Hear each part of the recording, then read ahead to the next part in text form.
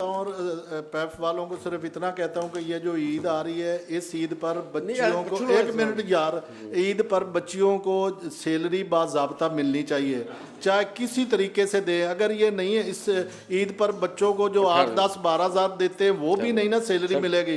तो ये जो नेक्स्ट मीटिंग है, हम पैफ के खिलाफ मैं पूरी एक डॉक्यूमेंट्री फिल्म बनाऊंगा, पूरे पंजाब में जाकर मैडम सीएम को मिलकर हम दिखाएंगे कि ये हो रहा है, और सख्त एक्शन हम अपनी कमेटी की तरफ से लेंगे।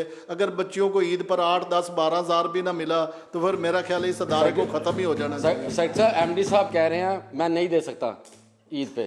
क्यों नहीं दे सकता? फिनांस डिपार्टमेंट मुझे पैसे नहीं दे रहा। ये कितना बड़ा जुल्म देखे ना।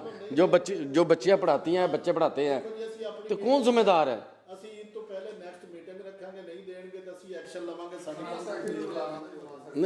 फिनांस सेक्रेटरी ने बुलाओ यार, देखो ना 8-10-12 हज़ार वो भी नहीं लभ रहा बेचारियां, तो जान किधर जे।